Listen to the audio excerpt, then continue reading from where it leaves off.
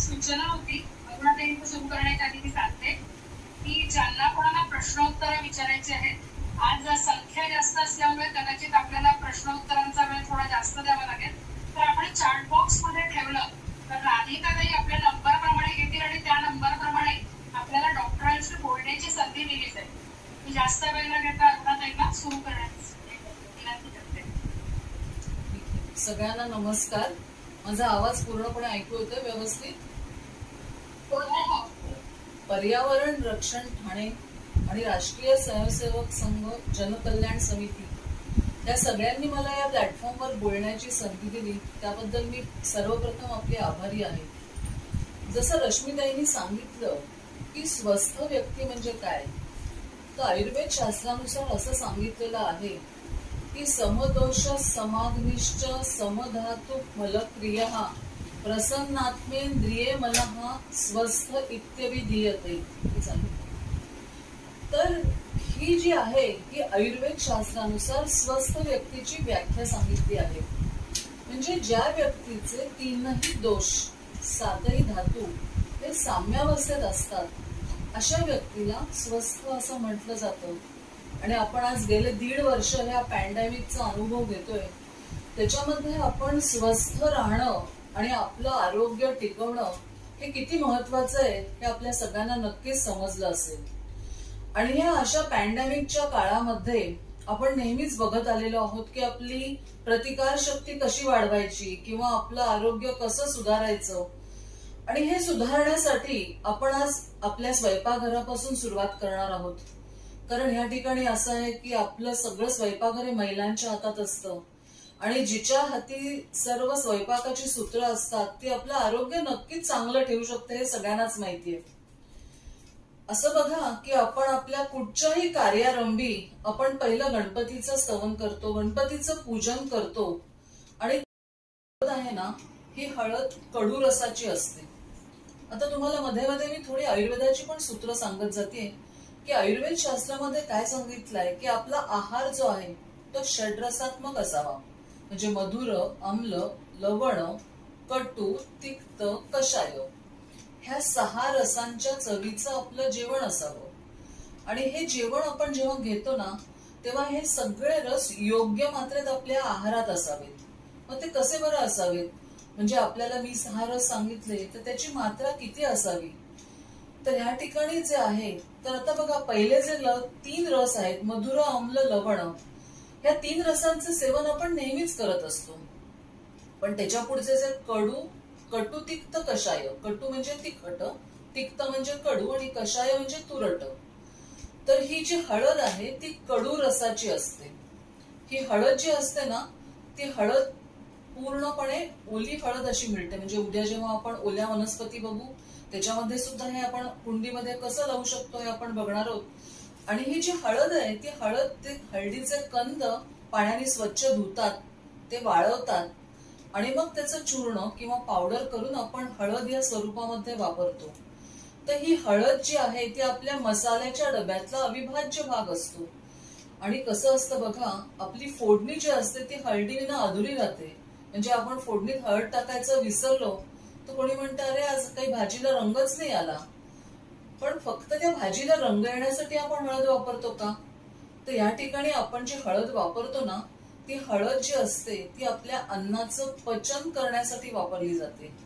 म्हणजे बघा की आपण जेव्हा साखर भात करतो तर पूर्वीच्या वेळी बायका त्या साखर भातामध्ये केशराचा प्रचूर प्रमाणात वापर करत असत आणि त्या केशराचा रंग त्या साखर भाताला येत असे.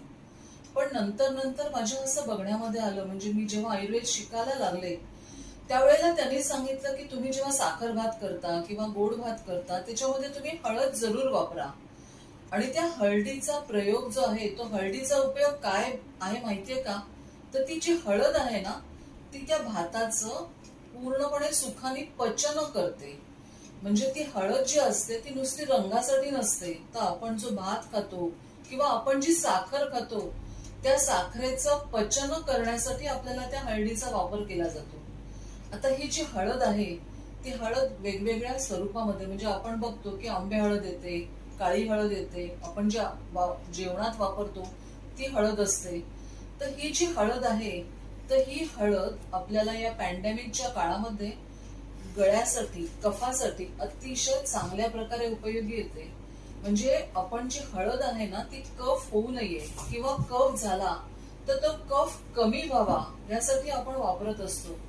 ह्या ठिकाणी हळद जी आहे ती हळद कशी वापरायची असते, तर हळद जी आहे त्या हळदीमध्ये कर्क्युमिन नावाचा एक घटक असतो की जो अतिशय उपयुक्त असतो. तर हा कर्क्युमिन नावाचा घटक अँटी कॅन्सरस सुद्धा असतो. त्यामुळे त्याचा हळदीचा उपयोग आपण सगळ्या विकारांमध्ये करू शकतो. तर या कफामध्ये आपण जेव्हा हळदीचा प्रयोग करतो तर आपण जेव्हा दुधामध्ये हळद घालतो तर आपण काय करायचं असतं की कधी कधी दूध घेतल्याने सुद्धा काही लोकांना कफ येतो. आता माझ्या पुढे बरेच सिनियर सिटीजन आहेत, ते म्हणतात की आम्हाला दूध घेतल्याने सुद्धा त्रास होतो. तर अशा वेळेला अर्धा कप दूध घ्यायचं, अर्धा कप पाणी घ्यायचं आणि त्याच्यामध्ये अर्धा चमचा हळद घालायची आणि पाणी उडून जाईपर्यंत ते दूध जे आहे त्या दुधाचा प्रयोग आपण उकळवायचा आणि त्या दुधाचा प्रयोग करायचा. तर अशी ही जी हळद आहे ती आपल्याला कफापासून संरक्षण देते.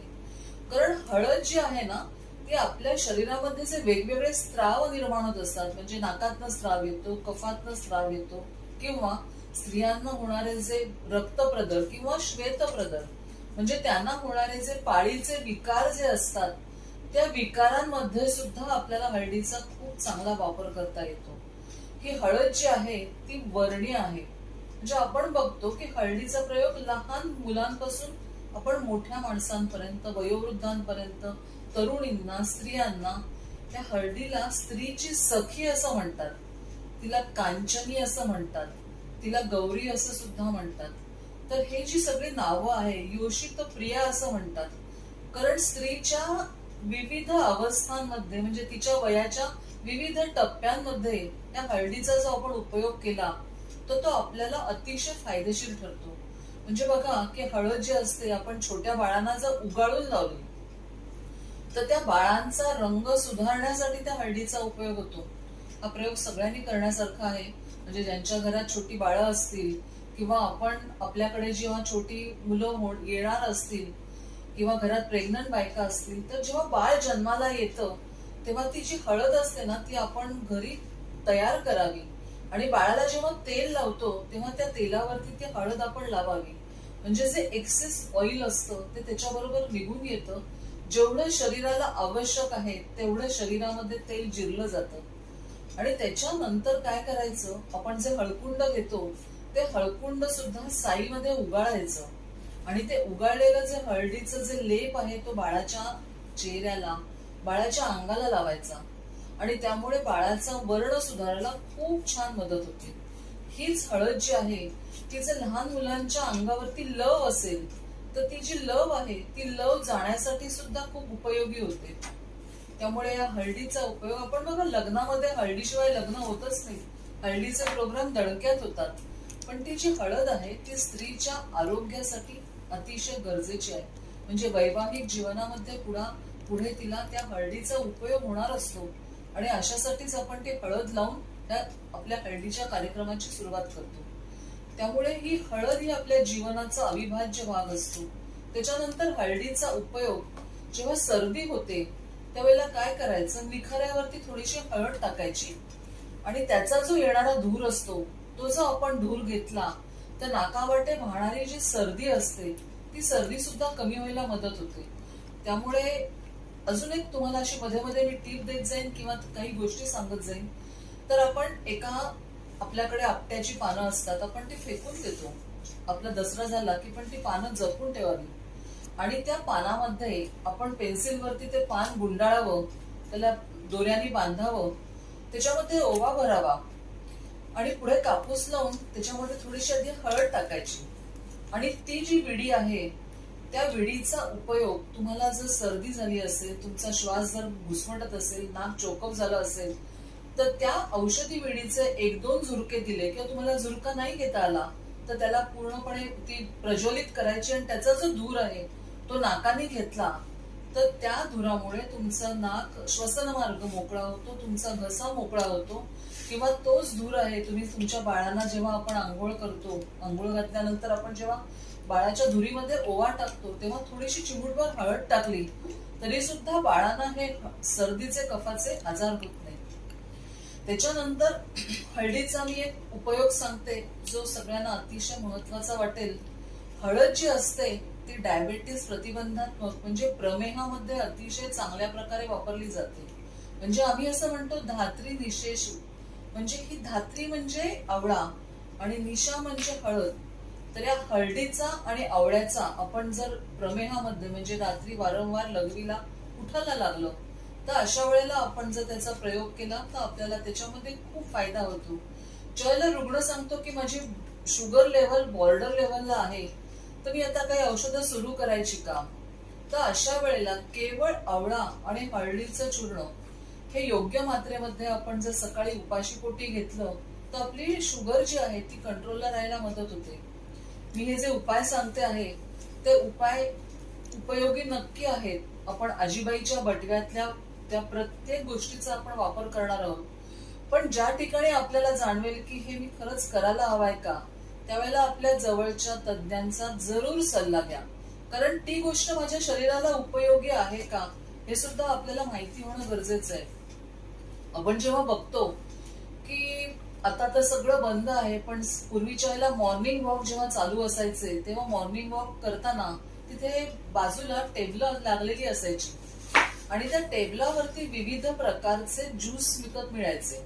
आणि त्या ज्यूस मध्ये कारल्याचा ज्यूस असायचा, कडुनिंबाचा ज्यूस असायचा. आणि लोक काय म्हणायचे की आम्ही वॉकिंग करतो, आम्ही एवढ्या कॅलरीज बर्न केल्या आणि आम्ही आता ह्याच्यानंतर हा ज्यूस घेणार म्हणजे आमचं तब्येत चांगली नाही. तर तो कारल्याचा ज्यूस समजा तुम्ही घेतलात तर तुमची जर प्रकृती पित्ताची असेल तर पित्त प्रकृतीसाठी तो कारल्याचा ज्यूस उपयोगी नाहीये, त्यामुळे तुम्हाला पित्त वाढणार आहे. त्यामुळे हळदीचा प्रयोग जो मी सांगितला तो सुद्धा तुम्ही तुमच्या वैद्याच्या सल्ल्याने घेतलात तर तो तुम्हाला नक्की फायदेशीर ठरेल. आता ह्याच्यानंतर पुढचा जो मसाल्यातला पदार्थ येतो तर आपण हळदीनंतर काय वापरतो बरं, मोहरी असते. म्हणजे आपण सुरुवात मोहरीने करतो पण आपण आज हळदीने सुरुवात केली. तर ही जी मोहरी असते ती बारीक, जाडी, लाल रंगाची, पांढरी अशी विविध वेगवेगळ्या प्रकारामध्ये येते. तर यामध्ये जी बारीक मोहरी असते ती फोडणीमध्ये दिसायला पण खूप छान दिसते, पण ती जी मोहरी असते ती जास्ती उष्ण आणि जास्ती तीक्ष्ण असते. त्यामुळे आपण त्या मोहरीचा योग्य वापर केला तर आपल्याला त्याचे गुणधर्म चांगल्या प्रकारे मिळतील. मोहरी जी असते ना ती उष्ण आणि तीक्ष्ण असते. ह्या सगळ्या मसाल्यांच्या पदार्थामध्ये एक उडनशील तेल असतं आणि आपण बघतो की सरसोचं तेल, ते सरसोचं तेल उत्तर प्रदेशमध्ये किंवा बिहार किंवा अशा ठिकाणी हे लोक खूप जास्त प्रमाणात वापरतात. तर ह्या सरसोच्या तेलामध्ये आपण जर लोणचं केलं तर ते अधिक काळ चांगलं टिकून राहतं. आणि या मोहरीच्या तेलात जर आपण पदार्थ केले तर त्याचा एक वेगळा स्वाद येतो. आपण महाराष्ट्रामध्ये मोहरीचं तेल कमी वापरतो, पण आता उन्हाळ्याचे दिवस असल्यामुळे ते आपण कमी प्रमाणात वापरावं. पण एरवी थंडीच्या दिवसामध्ये त्याच्यामध्ये तुम्ही कधीतरी जरूर स्वयंपाक करून बघा. आता तुम्ही त्याच्यामध्ये लोणचं जरूर करून बघा. त्याच्या चवीमध्ये आपल्याला खूप छान असा फरक जाणवेल. हे मोहरीचं तेल जे असतं ना तर वेदना स्थापन असतं, वेदना शामक असतं. म्हणजे आपण बघतो की विविध प्रकारचे जे सांधेदुखीचे त्रास होतात अशा वेळेला आपण गुडघ्याला जर मोहरीचं तेल लावलं तर त्या मोहरीच्या तेलाने आपल्याला सांधेदुखी कमी व्हायला खूप चांगली मदत होते. त्या मोहरीच्या तेलामध्ये जर आपण भीमसेनी कापूर घातला आणि त्याने जर आपण गुडघ्यांना मॉलिश केलं आणि तो सांध्याला मात्र ते मॉलिश करताना खूप जोराजोरात करायचं नसतं. आणि एखाद्याला मोहरीच्या तेलाने जर रिॲक्शन आली किंवा तिथे तो सांधा लाल झाला तर मात्र मग तुम्ही ते तेल जे आहे ते हळूवारपणे कपड्याने पुसून टाकायचं आणि त्याच्यावरती खोबरेल तेल लावायचं. पण सहसा कोणाला असं ॲलर्जी येत नाही, पण आपल्याला कशाने त्रास होऊ शकतो हे सुद्धा माहीत होणं गरजेचं असतं. तर ह्या मोहरीचा जो लेप आहे ती मोहरीचं चूर्ण करून आपण जर कोणाचं पोट फुगलं असेल तर अशा वेळेला त्या मोहरीच्या पावडरमध्ये पाणी घालायचं आणि आपल्या बेंबीच्या भोवतीचा हलक्या हाताने त्या मोहरीचा लेप दिला तर पोटातनं गॅसेस सुटायला सुद्धा मदत होते. आणि ते 5 ते 10 मिनिटं लेप ठेवायचा असतो. हा लेप जो असतो तो कधीही आपण 10 मिनिटांपेक्षा जास्ती ठेवायचा नसतो आणि त्याच्यानंतर तो लेप पुसून टाकायचा असतो.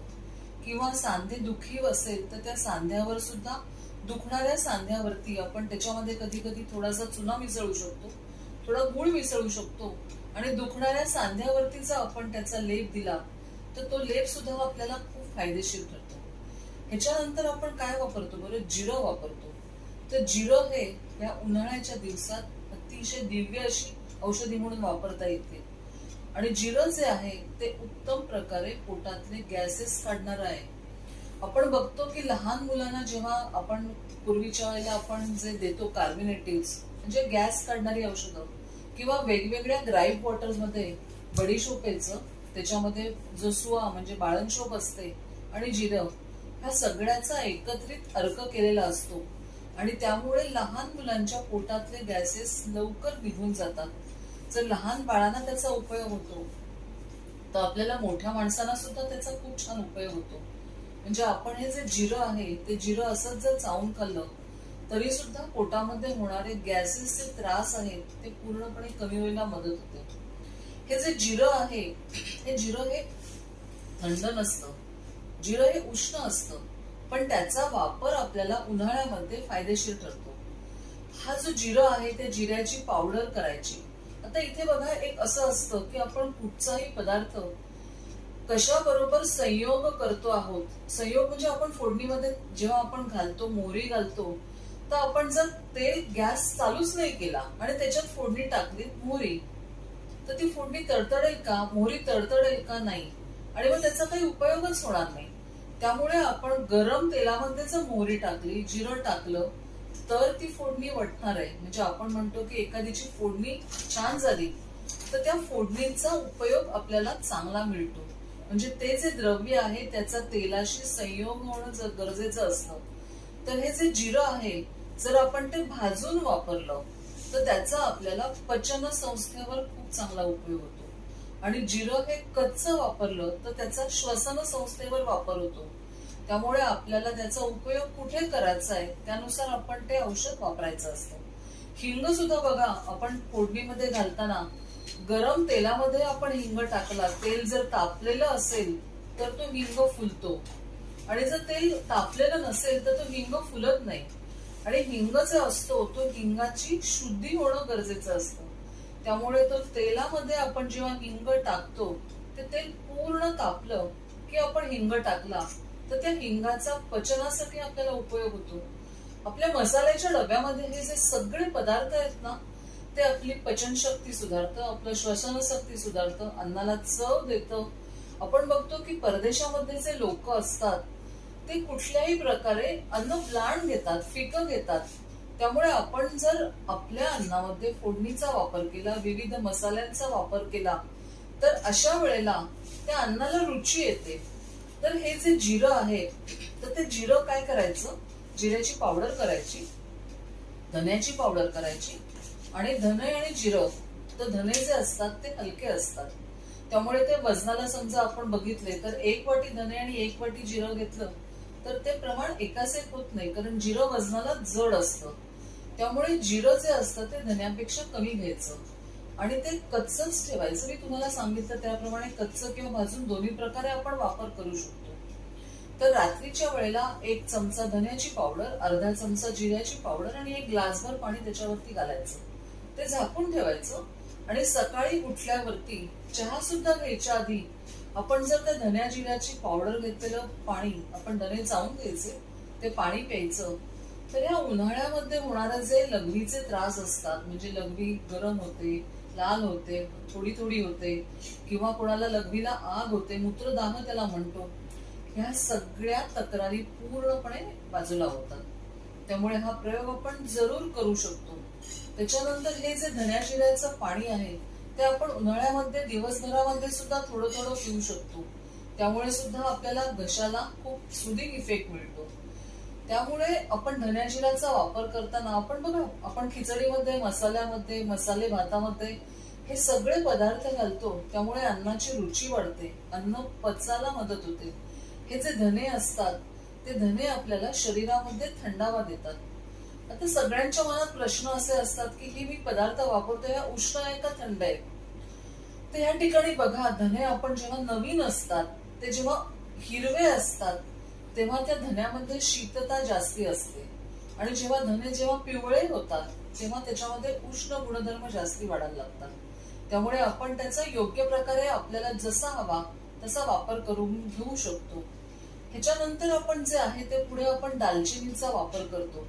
तर दालचिनी ही एक झाडाची साल असते आणि दालचिनी जी असते ती सुद्धा उत्तम प्रकारे कफनाशनाचं काम करतं.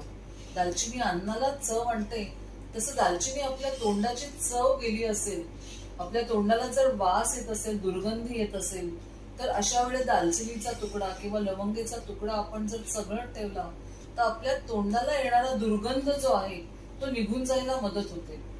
तर ही जी दालचिनी आहे ती दालचिनी जेवढी पातळ असेल तेवढी ती गुणांनी जास्ती परिपूर्ण असते. त्यामुळे आपण दालचिनी घेताना जाडी घेण्यापेक्षा जर पातळ सालीची दालचिनी घेतली तर त्याचा उपयोग आपल्याला खूप चांगला होतो. आपण बघतो हल्ली आपण विविध प्रकारच्या कॉफीमध्ये सुद्धा वेगवेगळ्या फ्लेवर्सच्या कॉफी येतात, त्याच्यामध्ये सुद्धा दालचिनीचा वापर आपण करतो. तर त्या प्रकारे त्यात कॉफीला एक वेगळी चव येते. तशीच चव आपण जर कफामध्ये सुद्धा दुर्गंधी येत असेल तर या दालचिनीचा वापर आपण केला तो आपल्याला खूप चांगल्या प्रकारे फायदेशीर ठरतो. आता आपण सध्या बघतो की ताप आला की आपण सगळ्यांचा जीव घाबरावतो. तर अशा वेळेला बेसिक म्हणजे तो ताप कोरोनाचा नाहीये ना की मनातली शंका पूर्णपणे घालून टाकायची. पण जर सुरुवातीला ताप आला, 99 ताप आहे, 100 ताप आहे, आपल्याला बाकी कुठचीही लक्षणं नाहीये, अशा वेळेला मी तुम्हाला सोपा काढा सांगते. त्या काढ्यामध्ये काय करायचं, आपण एक चमचाभर धने घ्यायचे, त्याच्यानंतर त्याच्यामध्ये 1 ते 2 मिरी, 1 लवंग घालायची, दालचिनीचा थोडा तुकडा टाकायचा, त्याच्यामध्ये आपण तुळशीची पानं, एक 8 ते 10 तुळशीची पानं घालायची आणि ते आपण जसा चहा उकळतो त्याच्यामध्ये तुम्ही गवती चहा सुद्धा टाकू शकता. आणि ही जी वेगवेगळी औषधं आहेत ते आपल्याला जर कफ असेल तर गवती चहा टाका, नुसताच ताप म्हणजे ताप असेल पण कफ नसेल तर तुम्ही गवती चहा न टाकता सुद्धा करू शकता. आणि आपण जसा चहा उकळतो तसं ते उकळवायचं. आणि कुठचीही काढे जेव्हा आपण करतो तर तेव्हा काढा उकळताना तो उघडा ठेवायचा आणि काढा करून झाला की मग तो झाकून ठेवायचा. आणि मग तो काढा झाल्यानंतर तो कोमट असताना किंवा थोडा सहन एवढा गरम असताना आपण तो गाळून तो घ्यायचा, त्याच्यामध्ये थोडीशी खडीसाखर टाकायची. आयुर्वेदाने काय सांगितलंय की जी साखर असते ना त्या साखरेपेक्षा आपण जर खडीसाखरेचा वापर केला तर ते आपल्या शरीरासाठी खूप फायदेशीर ठरतं. बघा हा जो काढा आहे त्याने तुमचा ताप खूप चांगल्या प्रकारे खाली येतो. त्यानंतर आता खडीसाखरेचाच विषय आला आणि विषय परत कोरोनाच्या संदर्भात आहे. तर ह्या सीझन मध्ये काय होतं, आपण घराघरामध्ये थंड गोष्टी जास्ती खाल्ल्या जातात, म्हणजे पन्ह आहे, आईस्क्रीम आहे आणि ते खाल्लं की आपल्याला खोकला होतो. तर आपण काय म्हणतो, सुंठी वाचून खोकला गेला. पण या आपल्या म्हणी ज्या आहेत ना त्या पूर्णपणे तावून सुलाखून अशा सांगितलेल्या खऱ्या आहेत. म्हणजे त्या आयुर्वेदाच्या कसोटीवर, काळाच्या कसोटीवर अजून सुद्धा आपण बघतो की त्या खऱ्या ठरलेल्या आहेत. आणि तर जर खोकला लागत असेल, ठसका लागत असेल तर काय करायचं, सुंठीची आणि खडीसाखरेची अशी थोडीशी पावडर आपण तोंडामध्ये चघळत ठेवली तरी सुद्धा खूप फायदा येतो. रात्रीच्या वेळेला जेव्हा कोरडा खोकला येतो किंवा कोरडी ढास लागते अशा वेळेला थोडी 1 लवंग आणि 1 खडीसाखर ही थोडीशी दाताखाली चावायची आणि गालामध्ये धरून ठेवायची. म्हणजे रात्रीची लागणारी जी ढास आहे ती ढास कमी व्हायला मदत येते, ढास दूर व्हायला मदत होते. ज्या वेळेला असं होतं की खोकला खूप लागतोय आणि आपली छाती, बरगड्या सगळ्या दुखायला लागलेत, अशा वेळेला वेलची, तर वेलची आणि खडीसाखरेचा प्रयोग केला तर आपल्याला त्यामध्ये खूप फायदा होतो. म्हणजे बघा आपल्याला सगळ्यांना सीतोपलादी चूर्ण माहिती आहे. तर या सीतोपलादी चूर्णामध्ये मी जे आता जे सांगितले हे सगळे घटक द्रव्य त्याच्यामध्ये आहेत. त्यामुळे आपल्याला घरामध्ये जर ते चूर्ण अवेलेबल नसेल, पण ह्या गोष्टी सगळ्यांच्याच घरामध्ये असतात, त्यामुळे आपण त्या ज्या गोष्टी आहेत त्या परिस्थितीनुसार आपण एकदा त्या गोष्टींचा वापर केला तर आपल्याला नक्कीच फायदा होतो. तसंच आपण मगाशी जी हळद बघितली त्या हळदीचा उपयोग सुद्धा खोकल्यामध्ये खूप चांगला होतो. म्हणजे काय करायचं, जेव्हा खूप खोकला येतो पण कफ बाहेर सुटत नाही अशा वेळेला एक अर्धा चमचा हळद घ्यायची, नंतर अर्धा चमचा गुळ घ्यायचा, त्याची एकत्र गोळी करायची, त्याच्यामध्ये एक थोडंसं चिमूटभर मीठ टाकायचं आणि त्याच्यात छोट्या वाटाण्या एवढ्या गोळ्या तयार करायच्या आणि ती गोळी गालामध्ये किंवा तोंडामध्ये चघळत ठेवायची. आणि अशी चघळत ठेवल्यानंतर आपल्याला ह्या कोरड्या खोकल्यामध्ये कफ सुटायला मदत होते, खोकलाची ढास थांबते आणि खूप चांगला आराम मिळतो. आणि ह्या गोष्टी ज्या आहेत त्या नक्कीच आजीबाईच्या बटव्यातल्या आहेत, त्यामुळे त्या आपण अतिशय सेफली सुरक्षितपणे वापरू शकतो. त्याच्यानंतर जो आहे, आपण आता लवंगीच्या बद्दल बघितलं, तर ही लवंग जी आहे ती सुद्धा मुख दुर्गंध नाशक, म्हणजे तोंडाला येणारा जो वास आहे, दुर्गंधी आहे, ती श्वासाची दुर्गंधी लवंग ही दूर करते. त्यामुळे लवंग जर आपण तोंडामध्ये धरली तर ती आपल्याला श्वासाची दुर्गंधी दूर करायला मदत करते. आपल्याला सगळ्यांना माहितीच असेल की लवंगाचं तेल जे आहे ते आपण दातदुखीमध्ये वापरू शकतो. त्यामुळे आपल्याला डॉक्टरांकडे जाईपर्यंत आपल्याला असह्य वेदना होत असतील तर त्या लवंगीचं तेल एका कापसाच्या बोळ्यावरती घ्यायचं आणि जी दाढ दुखत असेल किंवा दात दुखत असेल तर आपण 2 दातांच्या मध्ये ते दाबून धरायचं. आणि त्याच्यानंतर तुम्हाला नक्की जाणवेल की आपल्याला काही थोड्या मिनिटांमध्ये जी आपली दातदुखी आहे ती कमी झालेली आहे. त्यामुळे ही जी लवंग आहे, आता मगाशी मी तुम्हाला सांगितलं की आपण साखर भात केला तेव्हा आपण साखर भातात काय करतो बरं, आपण तुपामध्ये फोडणी करतो. आणि ती कसली फोडणी असते, आपण तुपामध्ये लवंग घालतो. आपण नारळी भात जेव्हा करतो तेव्हा सुद्धा तुपामध्ये आपण लवंगेची फोडणी करतो, वेलचीची फोडणी करतो. आणि हे सगळे पदार्थ त्या पदार्थाला, अन्नाला रुची देतात, त्याचबरोबर ते अन्न पचनाचं काम करतात. त्यामुळे ही जी लवंग आहे ती लवंग सुद्धा आपल्याला अन्न पचवण्यासाठी मदत करते, कफ कमी करण्यासाठी मदत करते. असं बघा की हे जे पदार्थ आहेत, आपण जो काळा मसाला जेवणात वापरतो त्याला आपण गोडा मसाला म्हणतो किंवा काळा मसाला म्हणतो. त्याला गोडा मसाला का म्हणतात बरं? कारण आपण याच्यामध्ये धन्याचं प्रमाण असतं जास्ती, त्याच्यामध्ये खोबरं घातलेलं असतं तेही जास्ती प्रमाणात असतं आणि बाकीचे मसाल्याचे पदार्थ असतात ते कमी असतात. त्यामुळे आपण जर दररोजच्या आमटी भाजीमध्ये जर 1 चमचा गोडा मसाला जरी वापरला तरी आपल्या शरीराला आपली रोग प्रतिकार शक्ती वाढवण्यासाठी त्याचा नक्कीच उपयोग होतो. आणि आता आपण बघा, गरम मसाला जेव्हा म्हणतो तेव्हा त्याच्यामध्ये लवंग, मिरी, दालचिनी, तमालपत्र ह्या ज्या गोष्टी आहेत त्यांचं प्रमाण जास्ती असतं. त्याच्यामध्ये धन्याचं प्रमाण कमी असतं, खोबऱ्याचं प्रमाण जवळजवळ नसतं. त्यामुळे त्याला आपण गरम मसाला म्हणतो. त्यामुळे असंही बघायचं असतं की आपण जर लवंग आहे ती गरम असते, उष्ण असते. त्यामुळे आपण जर जेवणामध्ये लवंग जर जास्ती प्रमाणात घातली तर कोणाकोणाला तोंड येतं. त्यामुळे त्यांनी त्या लवंगेचा वापर जो आहे तो जपून करायचा असतो. त्यांची कदाचित पित्त प्रकृती असू शकते, त्यामुळे आपण म्हणतो की वेलचीनी थंड पडलं आणि लवंगाने उष्ण पडलं, पण ते खरंच असतं ना. कारण ती लवंग जर उष्ण पडली तर आपण त्या लवंगेचा वापर जो आहे तो कमी करायचा असतो. ह्याच्या पुढचा जो असतो तमालपत्र, आत्ताच आपण म्हटलं की आपण मसाले भातामध्ये, पुलावमध्ये तमालपत्र जेव्हा टाकतो तेव्हा ते नुसतं अख्खं टाकू नका, तुम्ही त्याची पावडर करून टाका किंवा आपल्या जर चवीपुरती म्हणजे पावडर त्याच्यामध्ये पूर्णपणे घाला आणि 1-2 पानं अख्खी टाका.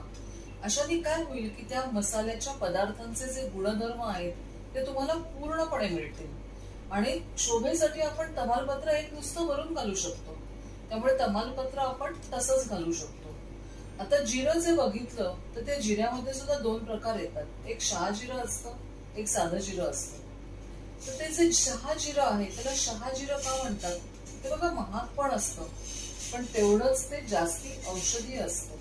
त्यामुळे त्या शहाजिऱ्याचा प्रयोग जेव्हा आपण करतो तेव्हा तो अल्प मात्रेत करायचा असतो. म्हणजे आपण फोडणीमध्ये जर जिरं टाकलं अर्धा चमचा तर शहाजिरं अगदी पाव चमच्याच्या पेक्षा कमी टाकायचं असतं. आणि ते सगळ्या याच्यामध्ये नसतं टाकायचं. आपण मसाले भात, पुलाव करतो तेव्हा त्याच्यामध्ये आपण ह्या जिऱ्याचा प्रयोग करत असतो. त्याच्यानंतर येतो कडू पदार्थ दुसरा म्हणजे मेथी. तर या मेथीच्या दाण्यांचा जो उपयोग आहे, तरी मेथी जी आहे ती सांधेदुखीसाठी, कंबरदुखीसाठी अतिशय उपयोगी आहे. पण मेथी उष्ण असते. मेथीचा प्रयोग आपण डायबिटीस मध्ये खूप चांगल्या, तर ते कधीतरी घेतलं तर चालू शकतं. आपण जेव्हा कोशिंबिरीमध्ये दही घालतो तेव्हा ते चमच्याने पूर्णपणे फेटून घेतो आणि त्याच्यामध्ये सुद्धा आपण कधी कधी वरून फोडणी देतो, मिरपूड घालतो, ओरेगानो घालतो, म्हणजे वेगवेगळ्या पदार्थांचे संस्कार करतो. त्यामुळे ते तसं घेणं अपेक्षित आहे आणि तसं दही खाल्लं तर चालू शकतं. किंवा सुंठ पावडर सुद्धा आपण त्या दह्यामध्ये घालू शकतो. आणि तुम्ही हे जे ऍलर्जीची सर्दी म्हणता त्याच्यामध्ये सुंठीचा पण वापर जर केला, तुम्ही जर दूध घेत असाल तर त्या दुधामध्ये सुंठ घालून जर घेतलं तर त्या सर्दीमध्ये फायदा होऊ शकतो.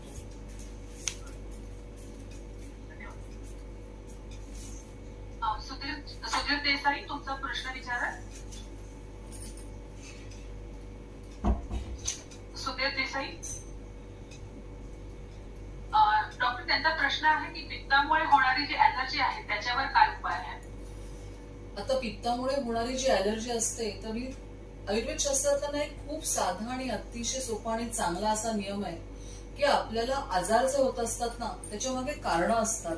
आणि ती कारणं जी असतात ती आपण घेणाऱ्या आहारातनं, करणाऱ्या विहारातनं, म्हणजे चुकीच्या पद्धतीने आपण जे वागत असतो किंवा चुकीच्या पद्धतीचा जो आपण आहार घेत असतो त्याच्यामुळे आपल्याला विविध प्रकारच्या व्याधी होत असतात. म्हणजे कोणी कोणी काय बघा, उन्हामध्ये बाहेरून जाऊन आलं, खूप गरम झालं तर आल्या आल्या थंड पाण्याने आंघोळ करतात. आणि अशा वेळेला बाहेरची जी उष्णता असते आणि शरीराचं जे तापमान असतं त्याच्यामध्ये व्हेरिएशन येतं. आणि अशा वेळेला बऱ्याच जणांना आंघोळ केल्यानंतर पण पित्त उठतं अंगावरती. त्यामुळे अशा पित्तामध्ये आपण पित्त वाढणाऱ्या गोष्टी ज्या आहेत त्या पूर्णपणे बंद करणं गरजेचं आहे. म्हणजे कोणाकोणाला हे अंगावर जे पित्त येतं तर ते पित्त जे आहे ते फर्मेंटेड गोष्टी म्हणजे इडली, डोसा, ढोकळा, खमण ढोकळा किंवा असे आंबवलेले पदार्थ खाल्ल्यानंतर येतं. तर ह्या गोष्टी आपल्या आहारातनं पूर्णपणे वर्ज केल्या पाहिजेत तो आजार जाईपर्यंत. या ठिकाणी आपण कोकमाचा वापर करू शकतो. आपण कोकम जे आहे ते कोकम 5-6 कोकम पाव कप पाण्यामध्ये घ्यायची, भिजत ठेवायची, चांगली कुस्करायची आणि ज्या ठिकाणी पित्ताच्या गांधी आलेल्या आहेत त्या ठिकाणी तुम्ही ते लावू शकता. तेच कोकमाचं पाणी जर तुम्ही घेतलं तर ते पित्ताच्या गांधी जायला मदत होते. आणि या ठिकाणी तुम्हाला सुंठीचा एक उपयोग सांगते. तर सुंठ पावडर जी असते ती साजूक तुपामध्ये कालवायची आणि त्या पित्ताच्या गांधीवर जर लावली तर त्या पित्ताच्या गांधी जायला खूप चांगल्या प्रकारे उपयोग होतो.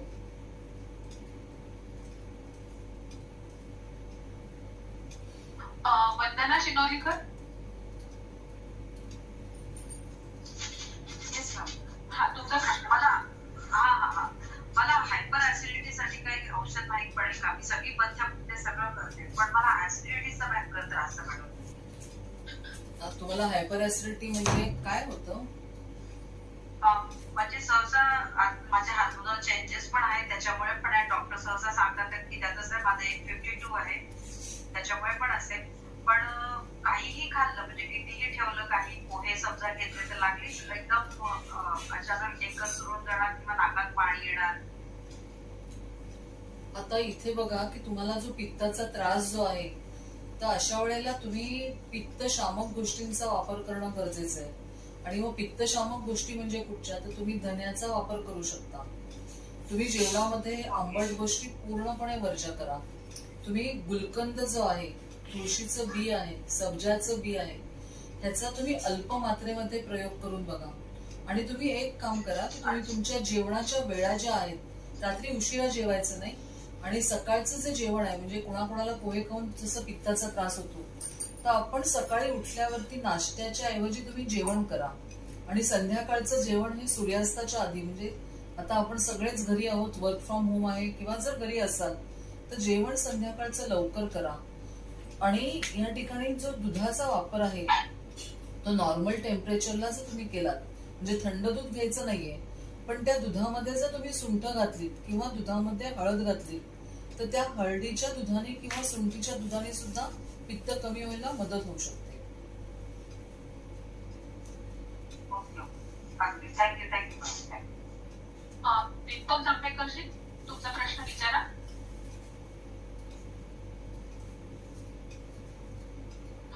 डॉक्टर, त्यांचा प्रश्न आहे की खडीसाखर कोणती चांगली? आता ही खडीसाखर जी असते ना, आपण पत्री खडीसाखर जी म्हणतो ती जास्ती चांगली असते. कारण बाकीच्या ज्या असतात, आपण चपट्या ज्या असतात तर त्या सुद्धा मशीन प्रेस असतात, त्या खडीसाखर साखरेपासून बनलेल्या असतात. पण जे जाडे ओबडधोबड जे खडे असतात ते खडीसाखर जास्ती चांगली असते. आणि आपण आपल्या घरामध्ये लहान मुलं जेव्हा असतात तेव्हा त्यांना या खडीसाखरेची पावडर करून त्यांच्या सगळ्या साखरेच्या ऐवजी जर खडीसाखरेचा वापर केला, त्या खडीसाखरेचा एक असा छान उपयोग असतो की खडीसाखर तुमचा आवाज गोड करते. त्यामुळे तुमच्या मुलांचा आवाज जर सुधारायचा असेल, आपण बघा गायक लोक तोंडामध्ये खडीसाखरेचा खडा ठेवतात आणि त्यामुळे त्यांना तिचा खूप छान उपयोग होतो. दिव्यांगी कुर्डेकर, तुमचा प्रश्न विचारा.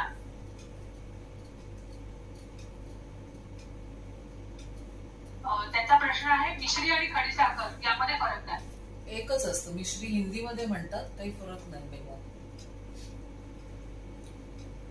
आणि रश्मिताईंनी मला वाटतं सेम प्रश्न आहे. ॲलर्जिक सर्दीसाठी उपाय, तर त्याचं उत्तर तुम्ही सांगितलं आहे. उत्तर 2 वेळा सांगितलं, त्याच्यामुळे मी काय नाही. अजून कोणाचा काही प्रश्न असेल तर एखाद दोन प्रश्न आपण घेऊ शकतो असं मला वाटतं. कोणाचे काही प्रश्न आहेत का? मॅडम मी एक विचारू का? मॅडम मी उमा कोण बोलते. मला म्हणजे असं म्हणायचं की ज्यांना युरिक ऍसिड आहे तर त्यांना लिंबू आणि आवळा वापरला तर चालेल का? आवळा आणि काय म्हणाला? लिंबू. कसं असतं ना की आपल्याला प्रत्येकाला आपल्या कुठच्या गोष्टीने त्रास होतो आहे ते आपण ठरवायचं असतं. आणि अशा वेळेला काही लोकांना लिंबाने सुद्धा त्रास होऊ शकतो. त्यामुळे आपण जर त्यांनी त्रास होत असेल तर ते वापरू नका, पण आवळ्याचा उपयोग तुम्ही करू शकता. Okay madam. मी वातावरण नमस्कार. नमस्कार. बऱ्याच उष्ट्या येतात मला, तर त्याच्यावर काही उपाय आहे का? माझं वय आहे 79. आता जेव्हा तुम्हाला उचक्या येतात, तुम्हाला ऍसिडिटीचा त्रास होतो का? नाही. अच्छा, तर इथे काय आहे की तुम्ही बराच वेळ झोपून असता का? हो, कारण मला स्पायनल कॉर्डचा त्रास आहे.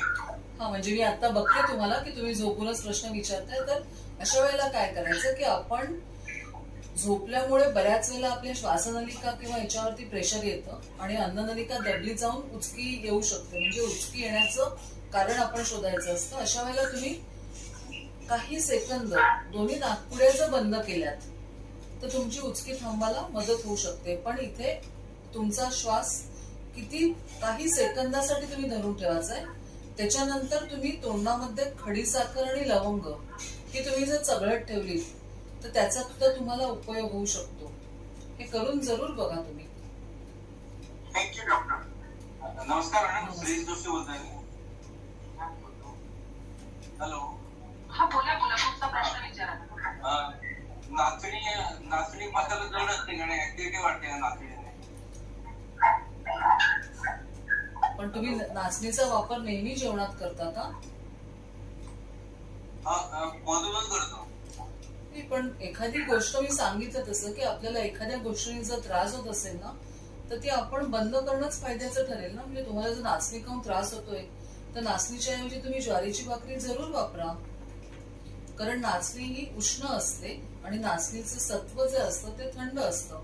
तर कोणाकोणाला नाचणी खाऊन, बाजरी खाऊन, या ऋतूमध्ये बाजरीची भाकरी खाऊन सुद्धा कोणाला त्रास होतो. त्यामुळे एखादी गोष्ट आपल्याला खाऊन जर त्रास होतो तर ते नक्कीच टाळणं तुम्हाला हितावं ठरेल.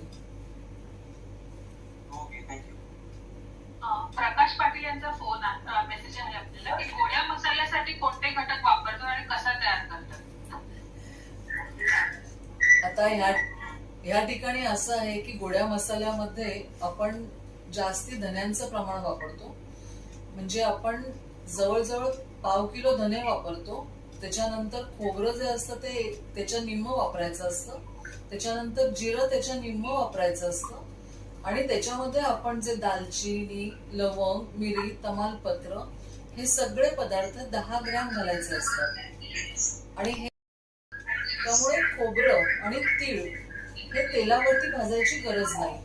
बाकीचे पदार्थ आपण म्हणजे खोबरं आणि तीळ हे कोरडे भाजायचे, बाकीचे पदार्थ थोड्या तेलावरती भाजायचे आणि त्याची पावडर करायची. ह्याला आपण गोडा मसाला म्हणतो किंवा ह्याला काळा मसाला म्हणतो. आणि त्याचा आपण जरूर दररोज सगळ्या गोष्टीत वापरू शकतो. रुचा नार्वेकर यांचा मेसेज आहे, म्हणजे प्रश्न आहे आपल्याला की मेथीचे पाणी डायबेटीस साठी रोज घ्यायचं की आपली प्रकृती आणि कशी ओळखायची? कारण प्रकृती ओळखणं हा सुद्धा खरोखर मोठा 1-1.5-2 तासाचा किती पण मोठा कार्यक्रम होऊ शकतो. पण सिमी प्रकृती कसं आहे ना की आपल्याला एखादी गोष्ट खाल्ल्याने त्रास होतो. मेथी ही उष्ण आहे आणि पित्त प्रकृतीच्या रुग्णांना मेथीचा वापर केला तर त्यांच्या अंगावरती पित्त येऊ शकतं, घशाशी कडू येऊ शकतं. तर अशाने मेथीचा वापर टाळायचा आहे. पण तुम्ही जर कफ प्रकृतीचे असाल, म्हणजे ज्यांना कफ प्रकृतीचे म्हणजे ज्यांना भूक कमी लागते, ज्यांच्या हालचाली कमी असतात किंवा जे लोक असतात त्यांना भूक सकाळी खाल्लं तर रात्रीपर्यंत लागत नाही, अशा लोकांनी जर मेथीचा वापर केला तर तो चालू शकतो. पण पित्त प्रकृतीची जी लोक असतात ना त्यांना भूक सहन नाही होत. म्हणजे सकाळ झाली आणि कधी एकदा मी नाश्ता करतोय किंवा मी काय खातोय असं जेव्हा होतं तेव्हा आपली पित्त प्रकृती असं समजावं. किंवा ज्यांना खूप लवकर राग येतो, कुठच्या पण गोष्टीवर ते एकदम रिॲक्ट होतात, त्यांचे केस लवकर पांढरे होतात, लवकर गळायला लागतात, ती पित्त प्रकृती असते. अशाने मग मेथीच्या पाण्याचा वापर जपून करावा. मग त्यांनी त्यांच्या दररोजच्या आहारामध्ये 2-4 दाणे मेथीचे जर टाकले तर आपल्या घरामध्ये जर 4 माणसं असतील तर प्रत्येक माणसाच्या पोटात जर 2 दाणे गेले तर ते तुम्हाला पित्तकारक नक्कीच नाही ठरणार. असा वापर तारतम्याने जरूर करू शकतो. माझी ते आपल्याकडे वेळ आहे का? आपण औपचारिकरित्या आभार प्रदर्शन आणि कार्यक्रम संपवून घेऊ आणि परत 10 मिनिटं सगळ्यांना देऊया. नाही, प्रश्न आहेत माझ्याकडे म्हणून मी विचारते. हा, औपचारिकरित्या संपवून घेऊ कार्यक्रम आणि मग पुढील 10 मिनिटं अजून आपण प्रश्नोत्तरांच्याकडे देऊया. ठीक आहे. आणि आणखी प्रश्न असतील तर लागले तर उद्या पण घेता येतील आपल्याला समजा. हा, आपण आताही 10 मिनिटांनंतर करू. आभार प्रदर्शनानंतर परत करू. हो, चालेल चालेल चालेल. साधना ते आभार प्रदर्शन. हो, चालेल. नमस्कार, मी साधना देशपांडे, ठाणे पर्यावरण मातृशक्ती टोळीची एक सदस्य. माझा ऐकायला होतोय ना? हॅलो. ठाणे जिल्हा पर्यावरण गतिविधी यांच्या माध्यमातून हरितघर आणि आयुर्वेद हे 2 दिवसांचे वेबिनार आपण आयोजित केले आहे. या कार्यक्रमात मला आभार प्रदर्शन करण्याची संधी दिल्याबद्दल मी आमच्या कमिटीचे आभार मानते.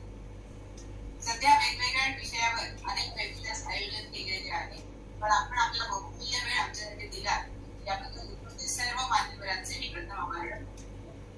त्याचप्रमाणे डॉक्टर अरुणा टिळक, आपणही आपला बहुमूल्य वेळ आमच्यासाठी दिला यासाठी शब्दफुलांची एक तरुणी.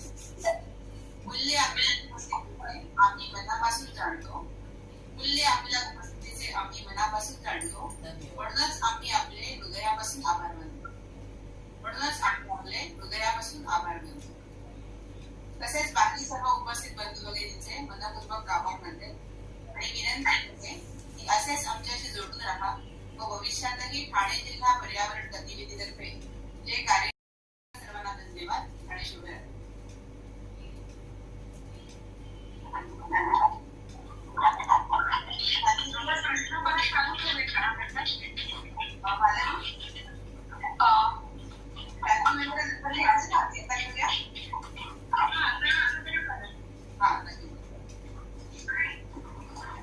मॅडम, मला एक प्रश्न विचारायचा आहे. आयुर्वेदामध्ये आजकाल आणि मग पुढे परत प्रश्नोत्तर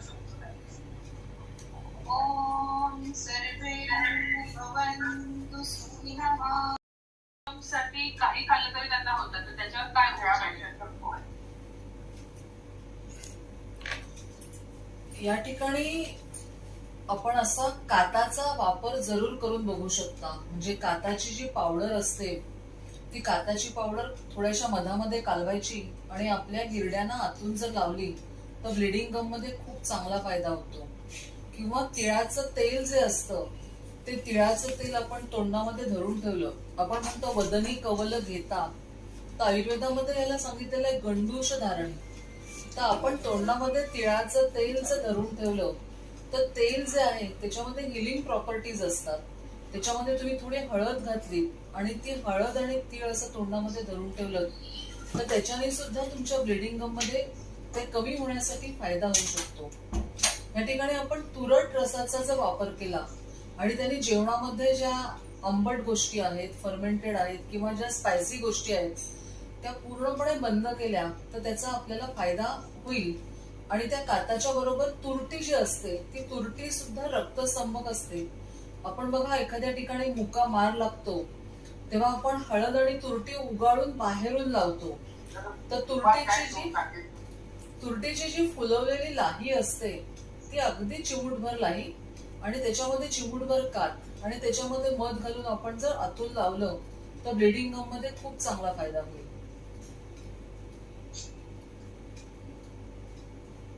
प्रफुल्ल पाटील याचा प्रश्न आहे, पित्त होतं आणि डोकं दुखतं तर त्याच्यावर काय उपाय? तर त्यांना पित्त जे होतं आणि डोकं दुखतं तर ते त्या पित्ताच्या डोकेदुखीसाठी खूप प्रकार असतात की उन्हात गेल्यामुळे पित्त होतं किंवा कसं. तर इथे त्यांनी धने आणि खडीसाखर ह्याचा जर काढा घेतला म्हणजे अर्धा चमचा धने अर्धा कप पाण्यात उकळवायचे आणि गाळून त्याच्यामध्ये थोडीशी खडीसाखर टाकायची आणि ती जर घेतली आणि नाकामध्ये त्यांनी साजूक तुपाचे थेंब टाकले तर पित्तामुळे होणारी डोकेदुखी जायला मदत होईल.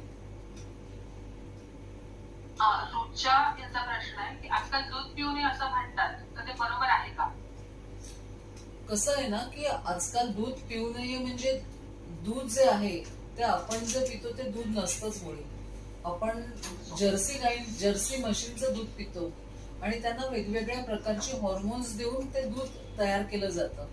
पण ते दूध घेण्याशिवाय आपल्याकडे काही पर्यायच नसतो ना. त्यामुळे त्या दुधाचा जर वापर करायचा असेल आणि तर मी जसं मगाशी म्हटलं की अर्धा कप दूध अर्धा कप पाणी आणि त्याच्यामध्ये हळद टाकून त्या दुधाचा जर काढा केला तर तो चालू शकतो. तुम्हाला जर गावठी गाईंचं जर दूध मिळत असेल तर त्याचा जरूर वापर करा. तुमच्या मुलांसाठी ते दूध तुम्ही जरूर मिळवा. त्या दुधाचा तुमच्या मुलांना नक्की फायदा होईल. आणि या ठिकाणी अजून एक असं सांगता येईल की जी मुलं व्यायाम करतात खूप घाम गाळतात अशांनी जर ते दूध घेतलं तर ते दूध सुखाने पचवू शकतात. त्यामुळे ते दूध ते नक्की घेऊ शकतात. वैशाली कुलकर्णी यांचा म्हणजे प्रश्न आहे की पीसीओडी साठी हळद वापरता येईल आणि ती कशी वापरावी? पीसीओडी पुन्हा एक प्रश्न विचारतोय. गेली जवळजवळ 3 वर्ष माझ्या दोन्ही डोळ्यातनं पाणी येतो. मी मोबाईल सोडून 1 महिना बघितला, टीव्ही तर बघतच नाही आणि चांगल्या ऑप्थॉल्मॉलॉजिस्टला दाखवलो. त्याने ब्लॉकेजची टेस्ट केली तेही नॉर्मल आहे. पण आता एक आयुर्वेदिक डॉक्टरला दाखवलो तर त्याने मला आयटॉन म्हणून डोळ्यात घालायला दिलंय. त्याने 50% फरक पडलाय. तुम्ही ते वापरू शकता. आणि मी जसं आता मगाशी हळदीचा वापर सांगितला की कुठचेही एक्सेसिव्ह स्त्राव कमी व्हायला मदत होते. तर अख्खं हळकुंड उगाळायचं, डोळे बंद करायचे आणि डोळ्याच्या पापण्यांवरती त्या हळकुंडाचा जर लेप दिला. मात्र जेव्हा लेप काढाल तेव्हा रुमाल ओला करून ती लावलेली डोळ्यावरचा हळदीचा लेप काढायचा. नाहीतर ती हळद डोळ्यात गेली तर परत चुरचुरेल. त्यामुळे ही जर काळजी तुम्ही घेतली तर डोळ्यातनं येणारं जे जास्ती पाणी आहे ते कमी व्हायला मदत होईल. तर मगाशी त्यांनी पीसीओडी साठी जे सांगितलं की हळदीचा वापर कसा करू शकतो. तर हळद ही स्त्री सखी आहे मी जे म्हटलं. पण पीसीओडी कुठल्या कारणामुळे झालेला आहे म्हणजे त्या लठ्ठ आहेत त्याच्यामुळे झालाय, त्यांच्या जेवणामध्ये त्या गोडचा वापर अधिक करतायत. ह्या सगळ्या गोष्टींचा जर आपण एकत्रित नीट विचार केला तर आपण ठरवू शकतो की त्यांना काय औषध द्यायचं आहे. पण त्यांनी हळद जी आहे ती दुधामधनं हळद घेतली, अर्धा कप दूध अर्धा कप पाणी आणि हळद असं घेतलं त्यांना फायदा होऊ शकेल. रश्मीताईंचा प्रश्न आहे की कॉन्स्टिपेशन साठी काय उपाय सांगतात? या ठिकाणी कॉन्स्टिपेशन साठी एक चांगला उपाय म्हणजे आपल्या ज्या काळ्या मनुका असतात त्या काळ्या मनुका 15 ते 20 काळ्या मनुका घ्यायच्या आणि 1 कपभर पाण्यामध्ये तुम्ही साधारणपणे संध्याकाळी 5 वाजता भिजत टाकायच्या. त्या काळ्या मनुका छान फुलतात आणि रात्रीच्या जेवणाच्या अगोदर त्या काळ्या मनुकांचं सूप करायचं आणि त्याच्यामध्ये पाव चमचा साजूक तूप टाकायचं आणि रात्रीच्या जेवणाच्या अगोदर तुम्ही जर हे घेतलं तर तुम्हाला आज एक दिवस घेऊन उपयोग होणार नाही. पण तुम्ही दररोज घ्यायला लागलात तर त्यांनी नक्कीच मलबद्धता दूर व्हायला मदत होऊ शकते.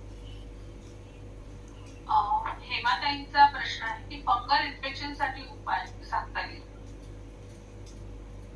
इथे तुम्ही बाह्यतः कडुनिंबाचं तेल वापरू शकता किंवा आपलं खोबरेल तेलामध्ये कापूर, साधा कापूर किंवा भीमसेनी कापूर, थोडासा एक पिंच त्याची पावडर टाकायची आणि त्या फंगल इन्फेक्शनला बाहेरून लावायचं. कारण फंगल इन्फेक्शन हे असं बघितल्याशिवाय आपण त्याच्यावरती कुठचाही उपाय सुचवू शकत नाही, पण बाह्यतः हे तुम्ही लावू शकता. ओंकार यांचा प्रश्न आहे की बाळगिरडा त्याचा उपाय म्हणजे उपयोग काय आहे? बाळगिरडा बाळगिरडा आणि हरडा ह्याच्यामध्ये काय असतं की हरडा जो असतो तो खूप मोठा असतो, म्हणजे आपली खारीक जी असते मोठ्या खारकेपेक्षा सुद्धा मोठा असतो. आणि बाळगिरडा जो असतो त्या हिरड्याच्या झाडाची जी कच्ची फळं असतात छोटी, त्याला बाळहिरडा म्हणतात आणि मोठ्या पक्व झालेल्या फळाला हिरडा म्हणतात. तर त्या बाळहिरड्याचा उपयोग आणि हरड्याचा उपयोग दोन्ही वेगवेगळ्या प्रकारे होतो.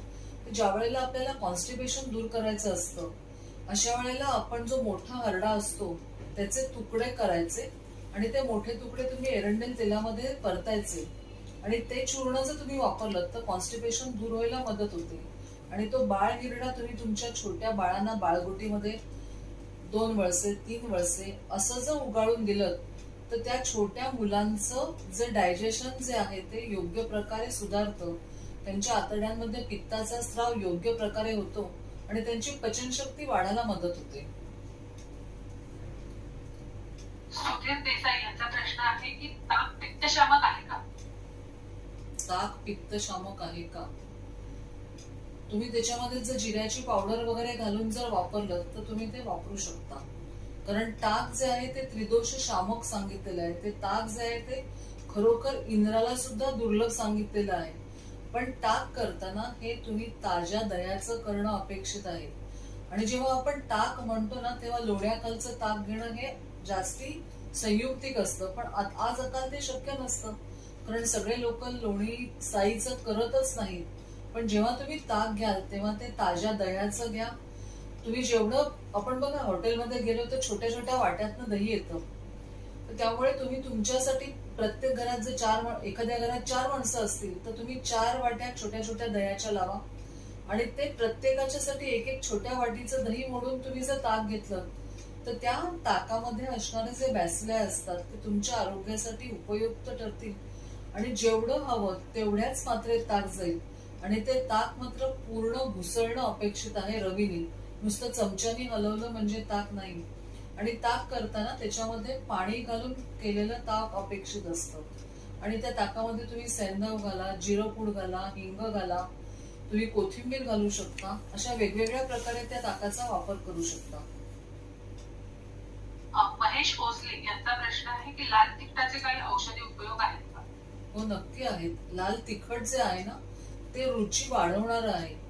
म्हणजे आपण या पॅन्डेमिक मध्ये बघतोय लोक म्हणतात की माझ्या तोंडाला चव नाहीये, तर अशा वेळेला आम्ही सांगतो की तुम्ही मिरची खाऊन बघा. तुम्हाला जर ती मिरची तिखट नाही लागली तर आपल्याला काळजी घेणं गरजेचं आहे किंवा आपल्याला पुढे टेस्ट करणं जरुरीचं आहे. आणि ती जी मिरची असते ती अन्न पचवायला मदत करते, लाल मिरची.